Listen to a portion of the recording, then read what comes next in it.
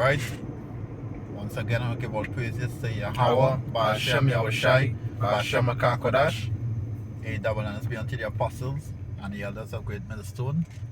To all the Akiams worldwide, I want to say shalom be unto you. Hey, this is a couple of brothers from the GMS Trinidad camp. Brother Dawada, Brother Kalab, Kamaya. and we're here, to prophesy, to give our edification. And the title is Little Leaven, Leaven the Whole Lump.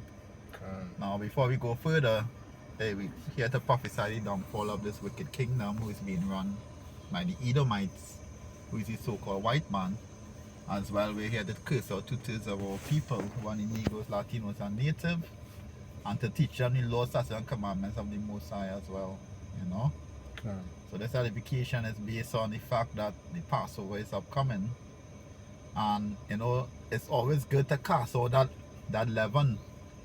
So the first leaven you have to cast out is within yourself first. Your lifestyle, things that you do. And then overall on our overall whole, we all know that before Passover, it does always have a purging. The leaven has come out on GMS overall worldwide. So so we'll take it there for now. A precept here, 1 Corinthians chapter 5 and verse 8, it says, "Therefore let us keep the feast, not with old leaven, neither with the leaven of malice and wickedness, but with the unleavened bread of sincerity and truth." Yeah, because that malice and wickedness that they're talking about as well is that in your mind, things that you may have towards your brother. Hey, before you go eat that Passover, make sure that you go to your brother that you may have some discord with, and make sure to hug him and say, "Boy, it's a lack here, boy, I was being wicked towards you." And cast out that leaven, because you don't want to go eat the Lord's Passover having a grudge in your mind towards your brother. And then you want the Lord to forgive you and pass over your house at the same time. You understand what I'm saying? So there's a leaven that you can't forget about as well. That's right. Being malice towards your brother. If you go with the etymology of malice. Malice, yeah, next happy.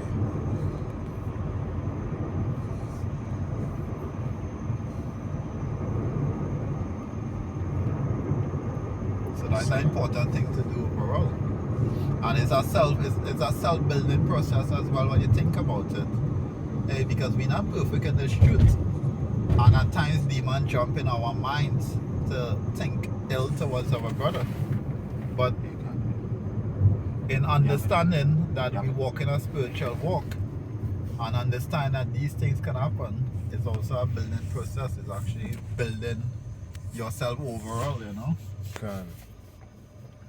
There's malice in the English dictionary etymology. It says intention to harm or deprive in an illegal or immoral way. And going to the blue letter as well. What scripture? That is 1 Corinthians 5 and verse 18. Verse 8.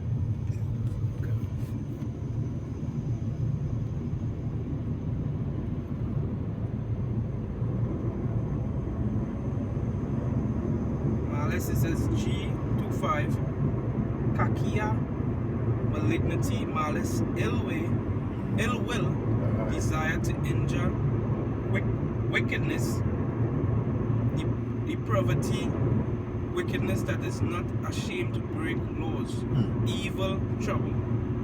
Yeah, so ill will, having that ill will towards your brother, having that malicious thinking towards your brother.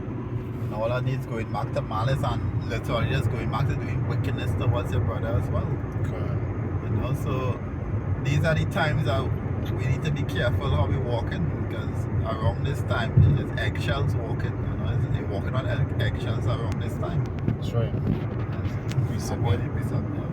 In Matthew 5 and verses 23 to 24, it says, "Therefore, if thou bring thy gift to the altar, and there rememberest that thy brother hath aught against thee, leave there thy gift before the altar, and go thy way.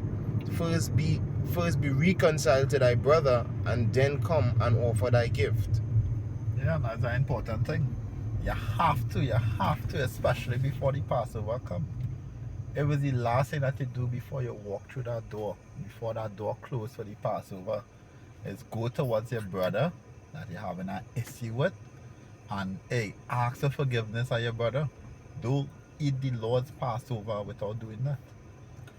Because you wouldn't be guiltless eating that Passover, you know? That's right. And even in a deeper sense, each time you go to offer, you give the scriptures, right? When you go to do the works, as you offer your gift there, because Hebrews 13 and 15 to 16 tell you that we offer the sacrifice of praise with our lips, and then making our body a living sacrifice that is going out there in the highways and hedges. And each time you go to offer up your gift, it's in a spiritual way. You understand? You're supposed to be reconciled with your brother as well. You even have to wait for Passover. You understand? Because this whole truth is a Passover. We say what the truth like that. That's right. You understand? Walking on eggshell all the time. You know, and always considering your brother. That's right. As it says in back in Corinthians, get this precept here.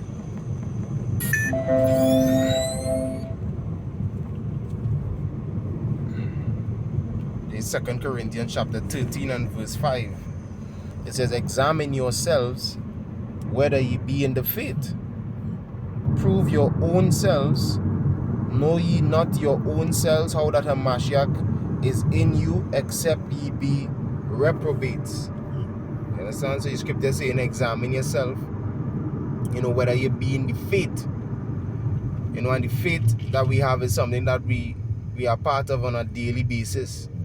You know, not just at a certain day or a season, you know, but in our daily lives. You know, you're supposed to be examining yourself, you know, because this thing as it said in 1 Corinthians 5, let us keep it with the unleavened bread of sincerity and truth. You know, we want to make this thing a mockery. As the scripture says, the Most High is not mocked.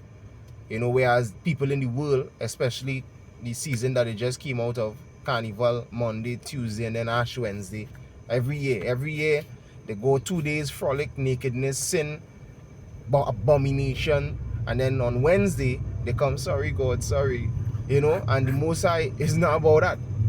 You know, the Most High in his word said what, to offend less.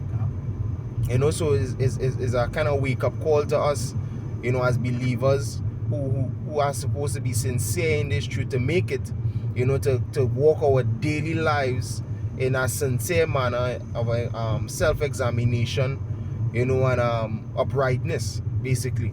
It's all about uprightness in the Lord.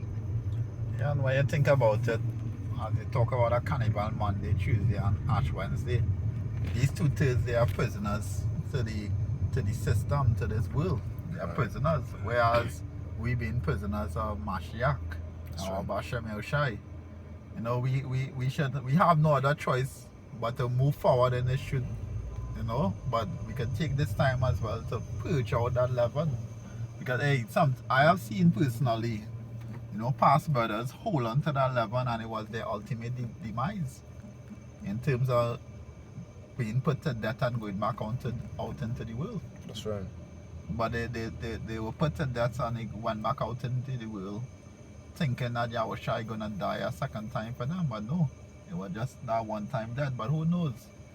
You know, if they're part of the hopeful elect, you know, they may recover along the way and, you know, give all praise and honor to the Most High of Hashem Yeshua. We never know. That's right. That's right. Precept here again is Matthew chapter 18, and starting at verses I start at 28. It says, but the same servant went out and found one of his fellow servants which owed him 100 pence, and he laid hands on him and took him by the throat, saying, pay me that thou owest. And his fellow servant fell down at his feet and besought him, saying, have patience with me, and I will pay thee all. And he would not, but went and cast him into prison till he should pay the debt. So when his fellow servants saw what was done, they were very sorry, and came and told unto their Lord all that was done. Then his Lord, After that he had called him, said unto him, O thou wicked servant, I forgave thee all that debt, because thou desirest me. Shouldest not thou also have had compassion on thy fellow servant, even as I had pity on thee? And his Lord was wroth, and delivered him to the tormentors, till he should pay all that was due unto him. So likewise shall my heavenly Father do also unto you, if ye from your hearts forgive not every one his brother their trespasses. Because when you think about it, in this truth, we're supposed to love the Akim, love our brother. You see that love that we have for Yahushai? Supposed to apply that very said love to our brothers, you know. Because hey, think about it, Yahushai knew that Judas was gonna betray him, but yet he still sat with him and still supped with, you know. Still show him that love now, because at the end of the day, he understand, you know, it's spirits, you know, it's demons. That's why the end I to hang himself. So because hey, and as well when you think about where's the golden law? Love. The love your brother as you love yourself. Love your neighbor, which going back to your brother as you love yourself.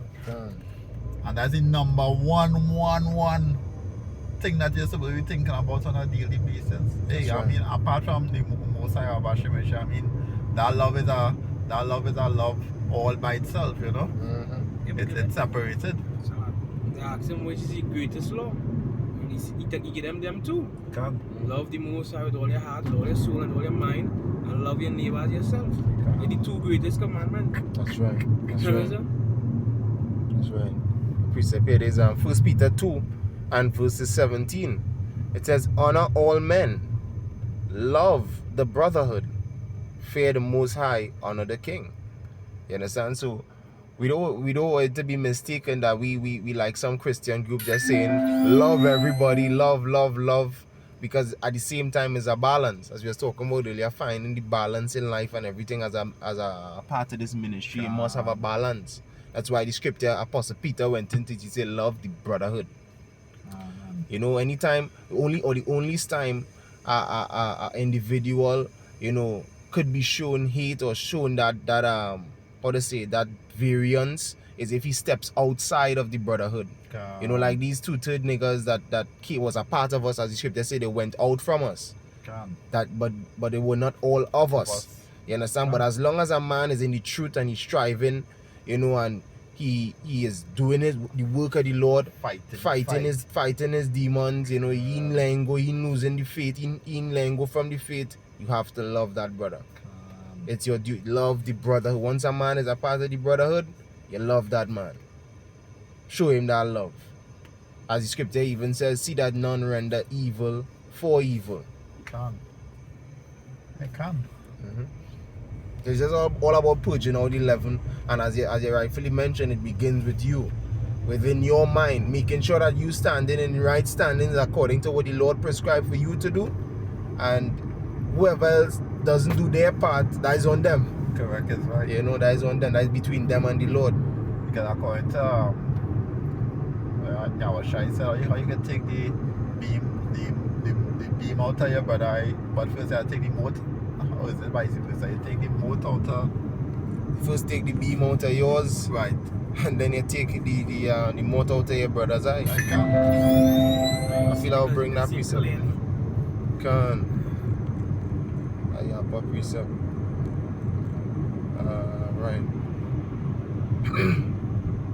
This is the book of Matthew chapter 7. We can start at verse 1 here. It says, judge not that ye be not judged. Judge not that ye be not judged.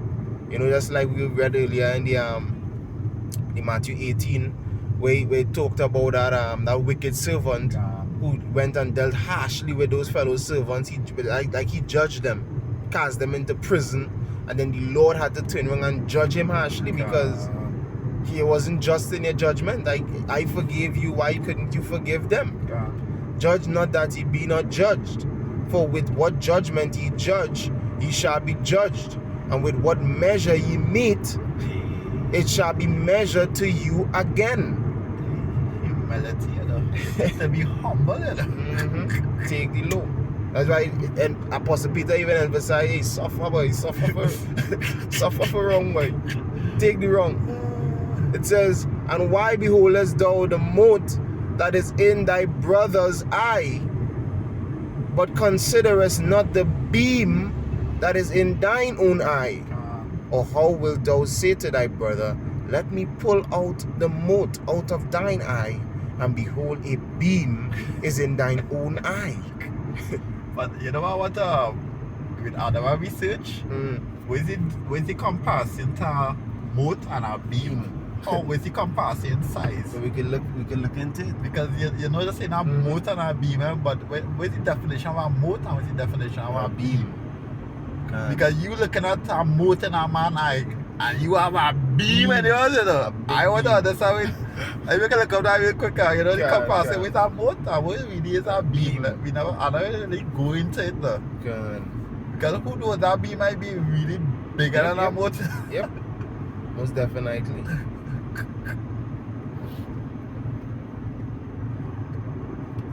So in the blue letter we could probably go into the mote, and then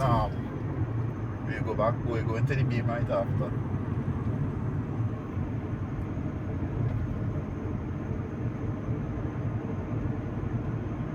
Right, so it's mote. It says kaphos, a dry stalk or twig. A twig. It's a twig. Yeah, it's twig. A little thing. Straw. A straw. Chaff. So the brother have a little twig in the eye. a little piece of straw here in the eye. Or a chaff. A chaff is light. Right. A chaff get easily blown. Like go into the beam. Because you have a beam in your eye, but your brother have a little dust in the eye. Little yampy. It says beam, dokos. It says through the idea of holding up. Through the idea of holding up.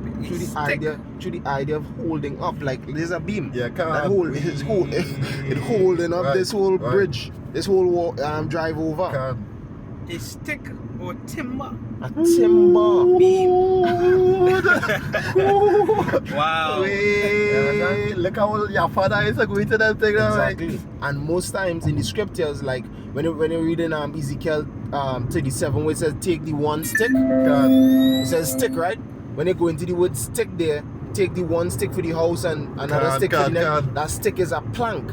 And they say what the next one they say straw. no, a stick and something else they say that's big. It's To hold a holding up. timber. A timber is a big piece of wood, really. Yeah. A mat. Wait, so you have a big piece of wood in your eye. Your brother have a little straw, but you watch that way. You understand it? Hey, that deep.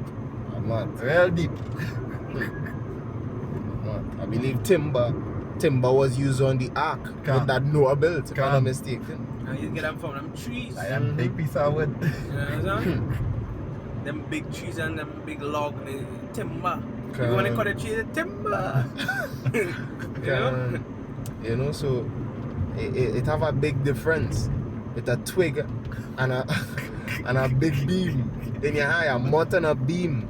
You understand? And what your house are you truly emphasizing on is to examine yourself. Before you look at that next brother and trying to judge him, examine you. Because you could be worse. You understand? You might not have a twig, you might have a beam. Check yourself. That is it. And then most times, the reason why you end up with a beam is because you're so busy examining others. So you had a mote, but then your mote grew into a beam because you wasn't dealing with the mote in your eye and focusing in a little mote in others. That is it. That girl. Next That verse. leaven is do. That's right. You understand? And A little leaven. The meaning of the lesson. Leaven is grow, something that's grow in your mind. It's like your water in each day. You understand? And that way you don't want to do in each. You want to cast out these leaven. So it didn't grow in here. It didn't water in. That way cement sift out because things from long 2-3 years ago was growing in their mind. That's right. Still holding on tight. Still holding on. Grudge. That's right. That's why it's good to squash riffs. You know, even if squashing it means you taking it wrong when you were right, squash. You know, like forget, forgive, that kind of yeah. vibes. You know? Matthew 7 and verse 5, it says, Thou hypocrite, first cast out the beam out of thine own eye, and then shalt thou see clearly to cast out the mote out of thy brother's eye. I'm going to the word hypocrite now so you can understand what that hypocrite feeling supposed to be like. Because that word we just use all the time. Being a hypocrite. That's right.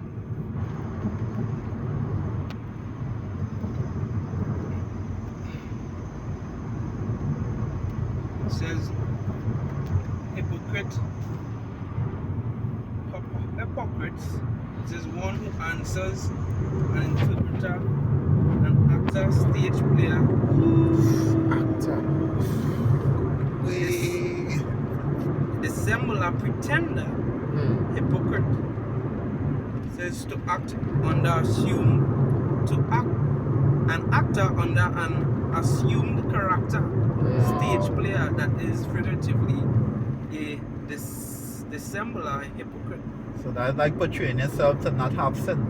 That's it. Portraying yourself to be perfect and To be you a know judge. nothing not going wrong with you at all, you know? Judge. You are the judge, never done any wrong. You pass the harshest judgments. You know, stone them to death. When you did things worthy of death yourself. God. You know? That's why mercy. The scripture talk about mercy. The scripture talk about the just man should be merciful. God. Alright? Not the just man should be harsh, you know, and quick, you know, to execute judgment and wrath, but merciful. Because we all need mercy. All begging for mercy. That's right. To him that showed no mercy shall be shown. God. We always bring that in reference to Esau, but it also applies to us. God, when the scripture say it first start at the house first. That's right. And then it go and come down. So when actually you had to really examine yourself to see that you ain't acting like them other nations as well too.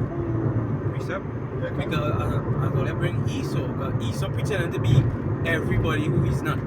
He's pretending to be Israel, and he's a hypocrite. That's why he's saying an actor, you know, resemble a dissembler, trying to be somebody that you are not.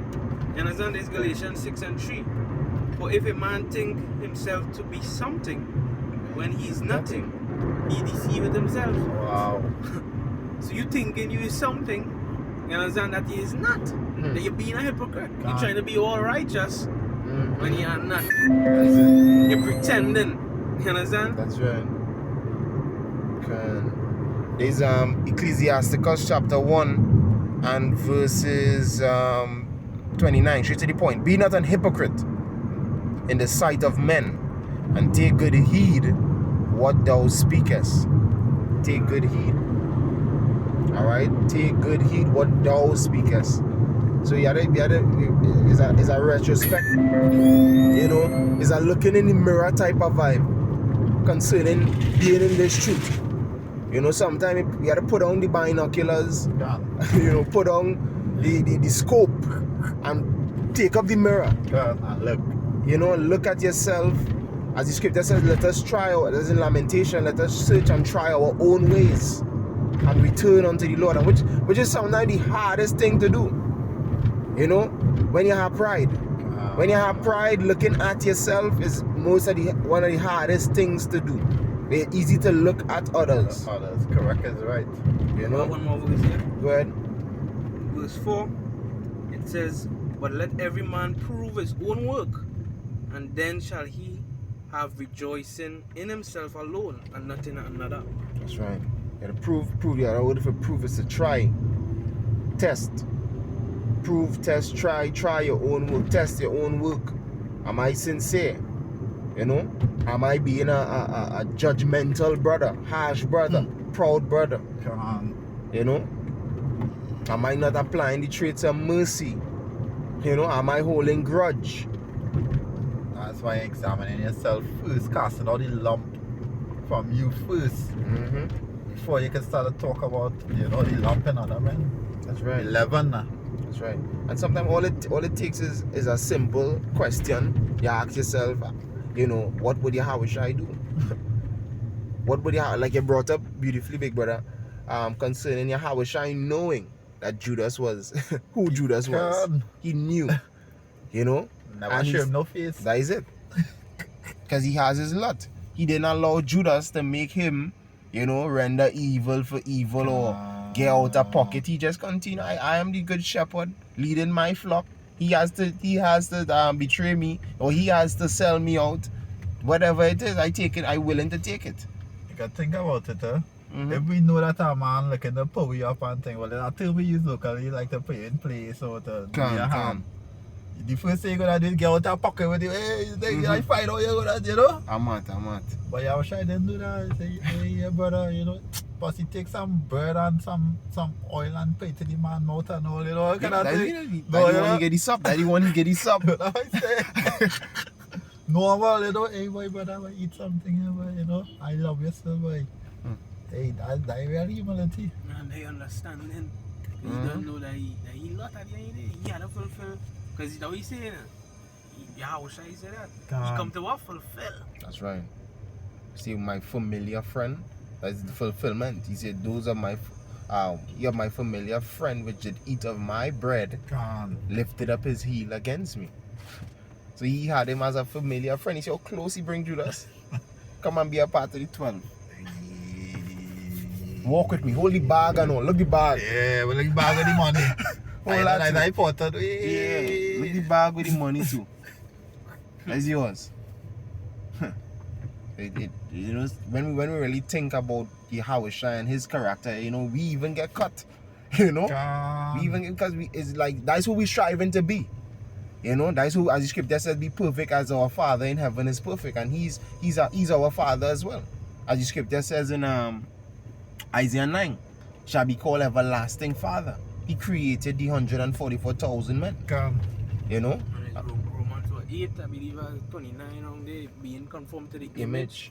So when you look in the mirror, you're supposed to see in your house. That's when you're fully refined. As it says in what's that, Malachi, he shall sit as a refiner, and the woman went into that. She went into how when the refiner, you know, is refining that gold or that silver, when he knows it's good is when he can see his reflection in it. He can see his image in it. So when you're fully refined, you would ultimately have the image of Yahushua on you. Precept. It says James 1:22, but be ye doers of the word, and not hearers only, deceiving your own selves. For if any be a hearer of the word and not a doer, he is like unto a man beholding his natural face in a glass. For he beholdeth himself and goeth his way, and straightway forgetteth what manner of man he was. That's right. Yeah, all are we guilty at that at times, you know. Can. All are we guilty at that at times, you know. That's right. Forgetting where we came from, you know. Forgetting how we reach where we is in the truth, you know. I'm at. So humility ought to be the fourth. That'll be on your forehead every day. Humble yourself. Humility. Hey, don't be so hard on that, brother, boy. Hey, let me understand his demons we fighting and spirits we fighting, you know, Yeah, that's that's spiritual battle. Yeah, precept. We wrestle not against flesh and blood. To be able to find back that inner man, that spiritual man, the man that we striving to be, that man that conform to the image of Yahushua. And this is how you treat each brother as Yahushua. I know the thing about it. We using Yahushua as the symbol, that symbol on top. And then every brother could see that they have a brother, whether it be a brother, apostle, or whatever, that they just look up to. As a symbol, you know? See, I just always look up to that, you know? And it's just a everlasting, ongoing symbol. The inside of this truth now, that's keep you encouraged, keep you going, keep you understanding, keep you learning, you know? Keep you anchored. He's so like you see, Paul say, be ye followers of me. that's right. As I am a follower of Yahushua. You say you have us for example. That's what you say. You have us for example. That's right. Galatians 6:1 says, brethren, if a man be overtaken in a fault, ye which are spiritual, speaking to the spiritual man, the spiritual man judgeth all things. Right? Ye which are spiritual, we got to be spiritual in this. He's speaking to those of us that are rehearsing those acts and striving to be more spiritual. All right? It says, restore such an one in the spirit of meekness. In the spirit of meekness, considering thyself. What is it? Considering yourself, Can. lest thou also be tempted. You know, so while restoring a brother, while examining or seeing a brother's fault, it's like, because just said, if a man be overtaken in a fault, which you might see, he's faulty, right? He's faulting or faltering. Ye which are spiritual, restore such a one in the spirit of meekness, considering also yourself. So while you're restoring, you want to restore in a meek way, humble way, because you could fall into the same temptation. You could fall into the same trial. When them spirits ready for you, you gonna beg, you gonna pray, you gonna hope you get restored meekly. And I see that sometimes you might see a brother with any fault and you judge him harshly. And by the end of the evening, you know, you fall into the same temptation a brother fall into. And you know, you wouldn't admit it to men. You keep that secret though. But your brother was, you know, able to come out and, you know, talk and say, well, boy, I fall, boy, I can, boy, I have mercy on me. You know, that kind of way. So you gotta be careful, walk on eggshells. That's right. That's right. Anybody have anything again? Nah. How is it? Alright, well, with that, we hope this was edifying. Give all praises, honor, and glory to Yahweh, Ba'ashem Yahushai, Ba'ashem HaKakodash. Double honor to the elders and apostles at Great Millstone, our teachers that rule well, and peace, love, salutations to you men, you brethren, you Akim, around the four corners of this world that continues to spread this word, this gospel in all sincerity and in truth. Brothers from Great Millstone, Trinidad, saying Shalom. Shalom. Mawat la Babal, Mawat la Kawariam, Mawat la Adawamiam, DTA. Shalom to the light. Shalom.